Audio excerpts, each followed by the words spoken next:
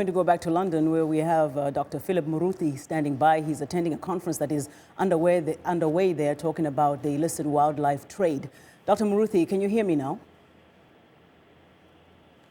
Yes, I can hear you. Thank you very much for having me. Well, thank you so much for joining us. So we only have a limited time, but I want you to tell us about the significance of this conference, the fact that it's being hosted in Britain, and a lot of high-level officials, including some heads of state from Africa and around the world, are there.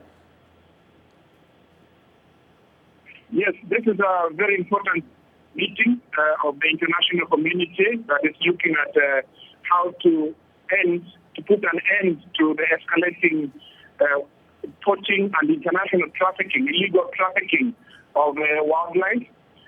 As you know, a lot of our wildlife has been affected immensely by trafficking, and to feed the illegal market, the high demand that has grown in countries such as China and Vietnam. So this meeting is looking at coming up with solutions to this global crisis, and really bringing together. And what are some of those proposed solutions to address this problem? Yes, please. What are some of those proposed solutions? Yeah, the key solution is looking at stopping poaching on the ground. That is very important. To stop the trafficking, you have multiple solutions. It has to be a multiple-pronged approach.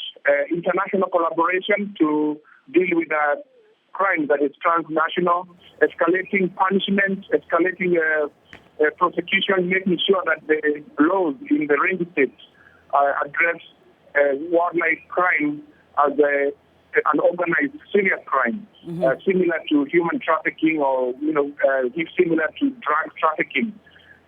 So those are some of the solutions that have been proposed.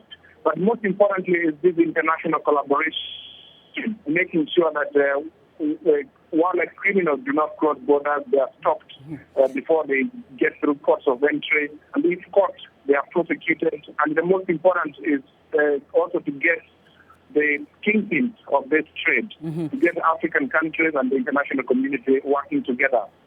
Now, Dr. Muruthi, obviously it's a very difficult task trying to stop poaching. Otherwise, it should have been resolved many years ago.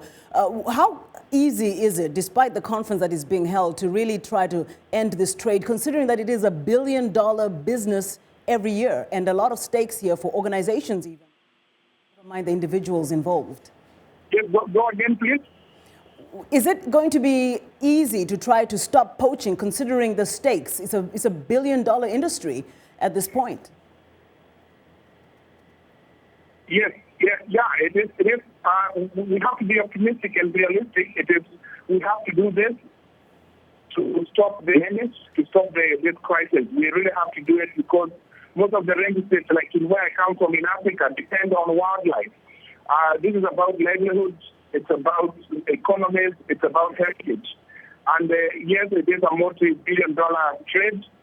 We have to stop it. It has been done before. In 1989, with the international ban on ivory trade, the markets were shut, the ivory trade was shut, and elephant populations recovered.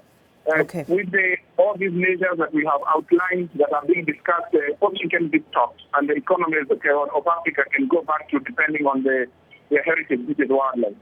Well, thank you so much, Dr. Phillip Muruthi, Senior Director of Conservation Science at the African Wildlife Foundation, and he spoke with us via phone from London when anti-illicit wildlife trade conference is taking place.